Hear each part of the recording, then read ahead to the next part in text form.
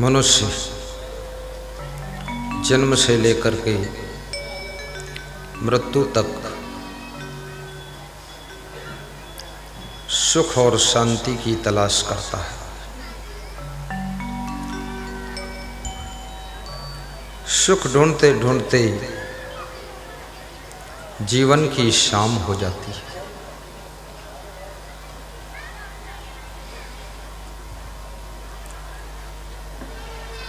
जिनको धन मिल जाता है उनको धन्य कहने वाला कोई नहीं मिलता है।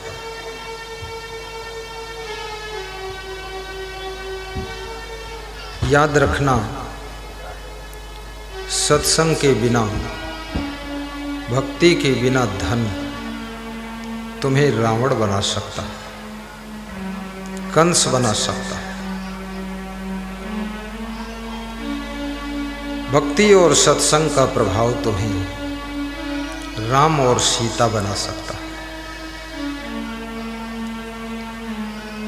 लंका का राजा रावण सोने की लंका में रहता है, सब कुछ है, केवल सत्संग नहीं। भक्ति नहीं है। कौन सी भक्ति? गुरु की भक्ति।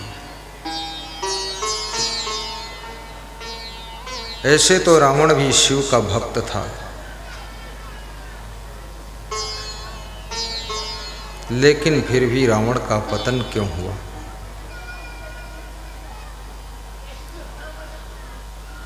क्योंकि गुरु भक्ति आपको पतन से बचाती है।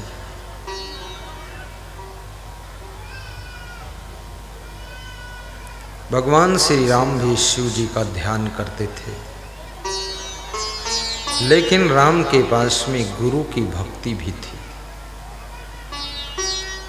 जीवन में गुरु का बहुत बड़ा महत्व है।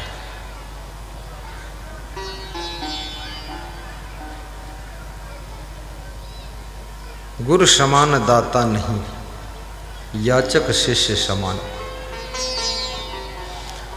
दुनिया में बहुत से दाता हैं, कोई धन का दाता है, कोई अन्न का दाता है, लेकिन गुरु एक ऐसा है जो ज्ञान का दाता है। और जब इस जीव को ज्ञान हो जाता है, किस चीज का ज्ञान?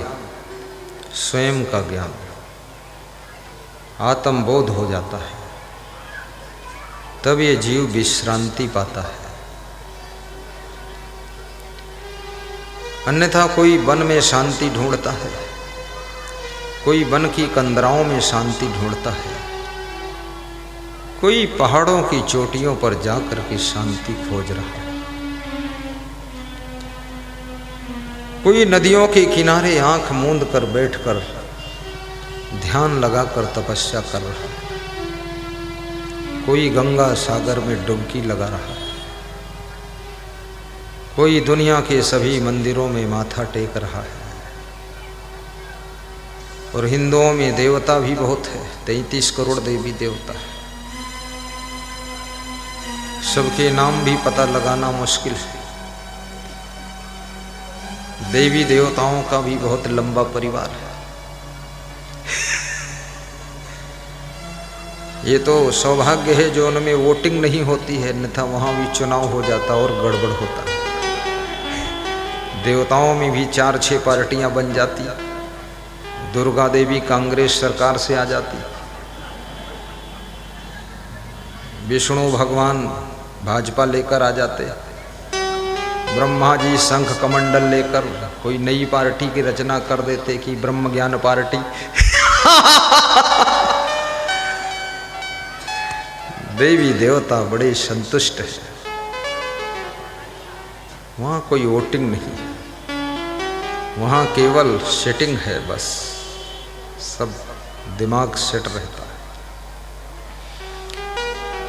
जो माताएं बहनें अन्नदान ला रही है, पुरुष बंधु जो अन्नदान धन दान गुरुमन देव, मेरे छोटे गुरु की पुण्य स्मृति में जो महाभंडारा होने जा रहा है, उसमें जो दान दे रही है, व्यास गादी उनको आशीर्वाद दे रही है।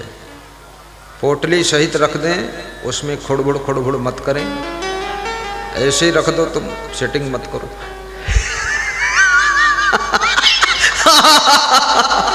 हाँ, वो डालती है, खुर बोलता है, इधर आवाज आती है। ऐसे ही रख दो पोटली, वहाँ एक कर्मचारी देवता बैठ जाए, पोटली धरवा ले।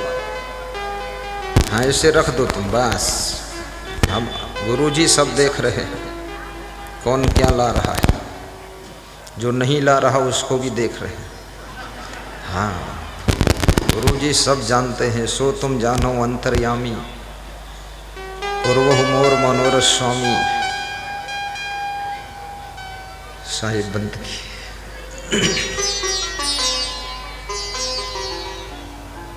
जीवन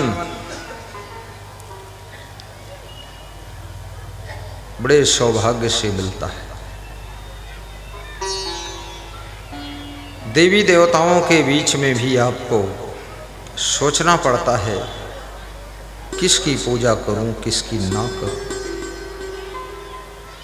लेकिन आपने एक कहावत सुनी होगी कि हाथी के पांव में सबके पांव समा जाते हैं, ऐसे ही गुरुदेव में सब देवी देव समा जाते हैं, देवी देव समा जाते हैं।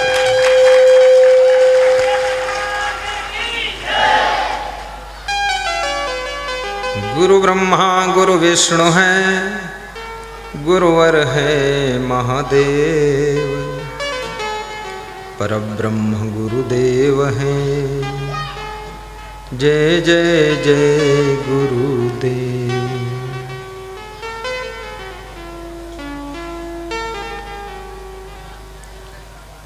रावण और कंस के पास में पद है, अधिकार है, परंतु गुरु की भक्ति नहीं। पद और अधिकार, धन और दौलत, गुरु भक्ति के बिना, सत्संग के बिना तुम्हें बिगड़ने में बहुत मदद करते। बहुत बड़ा बिजनेसमैन विजय माल्या, जिसके 50-60 हवाई जहाज थे, धन बहुत था, तुम एक कार खरीद लेते हो, थोड़ा सा अहंकार आता है कि हमारे पास कुछ है। कार में बैठकर और ऐंठकर चलते हो।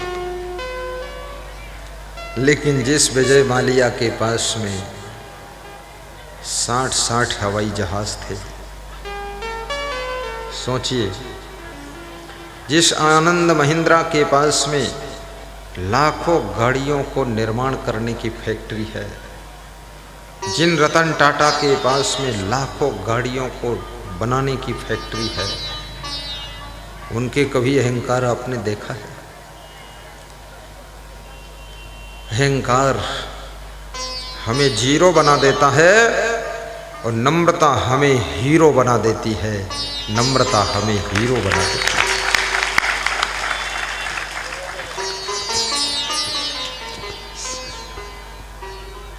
इसलिए याद रखना, कार में बैठकर चलो, लेकिन अहंकार में ऐंठ कर ना चलो।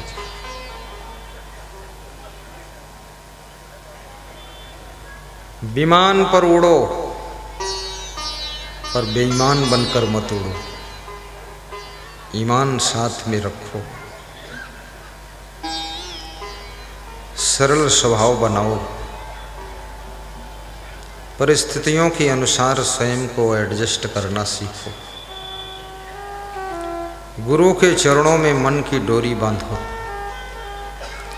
आपके मन में कभी कभी होता है कि कितने गुरु गड़बड़ा गए, इन गुरुओं का भी क्या भरोसा। सच बात है। इसलिए कहा गया है, गुरु करे जान के, पानी पिए छान के।